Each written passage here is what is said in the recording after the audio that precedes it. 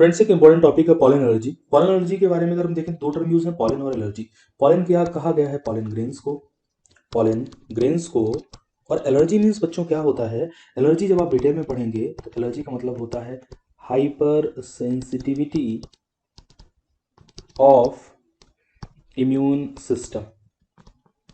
Hyper sensitivity of immune system यानी कि हमारे इम्यून सिस्टम की, जब इम्यून सिस्टम बहुत सेंसिटिव होता है किसी कुछ चीज़ों के लिए जिनके लिए नहीं भी होना चाहिए, तब हमें एलर्जी शो होती है।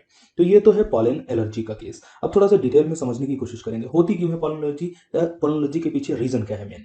आपको पता है कि किसी भी प्लांट में जब फ्लावरिंग होती है तो पॉलन ग्रेन्स प्रोड्यूस होते हैं और बहुत लार्ज नंबर में पॉलन ग्रेन्स प्रोड्यूस होते हैं। उन कंडीशंस में भी क्या होता है कि अगर हम बात करें, सबसे ज्यादा पॉलन ग्रेन्स कहाँ प्रोड्यूस होते हैं? सबसे ज्यादा पॉलन ग्रेन्स प्रोड्यूस होते हैं उन फ्लावर्स में जिनमें क्या होता है, विंड पॉलिनेशन का केस देखा जाता है। विंड पॉलिनेशन, और विंड पॉलिनेशन जिनमें होता है, विंड पॉलिनेशन हम क्या बोलते हैं? एनिमोफिली बोलते हैं। क्या बोलते हैं? एनिमोफिली।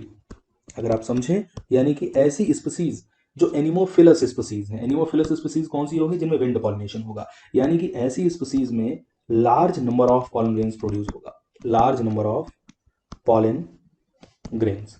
अब बच्चों समझिएगा, जब ये पॉलन ग्रेन्स बहुत ज्यादा नंबर में प्रोड्यूस होता है तो क्या होगा? वो पॉलन ग्रेन्स एटमॉस्फेयर में हमें बहुत ज्यादा स्प्रेड हो जाते हैं, डस्ट पार्टिकल्स के साथ में उड़ते रहते हैं। और ये पॉलन ग्रेन्स जब हमारे नेजल एरिया तक आते हैं, नेजल एरिया तक आते हैं तो जब हम रेस्पायर करते हैं तो रेस्पायर करने पर ये पॉलन ग्रेन्स हमारा जो नेजल पैसेज है ना, नेजल पैसेज यानी कि नॉस्ट्रिल्स, और नॉस्ट्रिल्स के अंदर जो नेजल कैविटी है, नेजल कैविटी के बाद फेरिंग्स तक ये जाते हैं।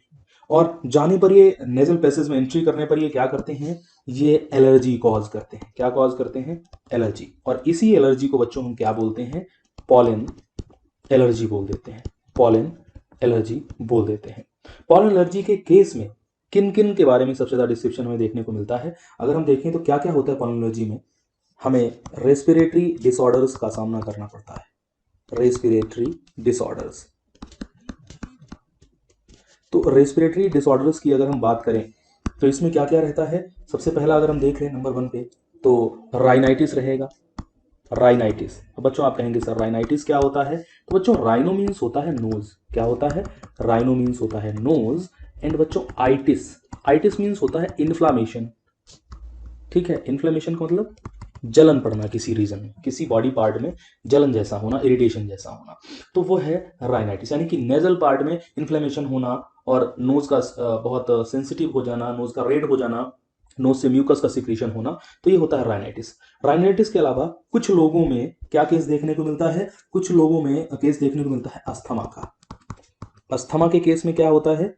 इन लोगों को रेस्पिरेशन में प्रॉब्लम होने लगती है। इनका जो ट्रेकिया वगैरह है, इस ट्रेकियल ट्रैक में कंट्रक्शंस वगैरह बढ़ जाते हैं और इनको रेस्पिरेशन में प्रॉब्लम होने लगती है। तो अस्थमा के केसेस देखने में आते हैं। एक और आता है बच्चों, हम ब्रोंकाइटिस की बात करते हैं। ब्रोंकाइटिस, तो जो हमारा विंड पाइप होता है ना, जिसे हम ट्रेकिया बोलते हैं, ट्रेकिया डिवाइड होता है ब्रोंकस में। आपको याद होना चाहिए, सपोज ये ट्रेकिया है तो ट्रेकिया ब्रोंकस में डिवाइड होता है, ये लंग्स हैं, और ब्रोंकस फर्दर डिवाइड होता है ब्रोंक्यूल्स में। तो उन ब्रोंक्यूल्स में अगर इन्फ्लेमेशन होने लगता है तो रेस्पिरेटरी प्रॉब्लम क्रिएट होने लगती है। तो ऐसा डिसऑर्डर भी क्रिएट हो सकता है कई बार, जिसे हम ब्रोंकाइटिस बोलते हैं। एक और होता है कंडीशन जो सबसे कॉमन, सबसे ज्यादा पूछा जाता है, जिसे हम ब्रोंकियल एलर्जी या फिर हे फीवर बोलते हैं। बच्चों ये हे फीवर क्या होता है? हे फीवर के केस में एक्चुअल में क्या होता है, जो भी पर्सन है उसमें नेजल कंजेशन के साथ साथ जो नेजल कंजेशन के साथ साथ नेजल इरिटेशन, आई से वाटर आना, और हल्का फुल्का फीवर भी फील होना, हेडक के केस, हेडक की कुछ कंडीशंस वगैरह होना, तो ये सारे ऐसे सिम्टम्स ब्रोंकियल एलर्जी में दिखाई देते हैं, हे फीवर जिसको हम बोलते हैं।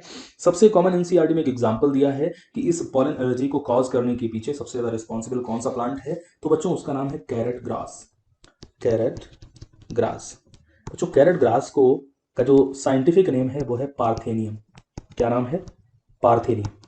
तो पार्थेनियम बहुत फेमस है कैरेट ग्रास, आपने बहुत बार देखा भी होगा, बट अगर हम नहीं नोटिस करते हैं तो इसलिए हम उस पर फोकस नहीं ज़्यादा कई बार कर पाते हैं। बट आप देखिए, मैंने इसीलिए इमेज लगाई हुई है कि कई बार आपने ऐसी जगह पर जहां पर कोई प्लांट्स वगैरह नहीं मिलते हैं वहां पर आपने पार्थेनियम देखा होगा। तो ये है कैरेट ग्रास या फिर पार्थेनियम। कैरेट ग्रास या फिर पार्थेनियम है ये। बच्चों कैरेट ग्रास या पार्थेनियम के अलावा भी बहुत सारी ऐसी स्पीसीज होती हैं प्लांट्स की जो बहुत large number of pollen grains produce करती हैं और पॉलन एलर्जी कॉज करने का काम करती हैं।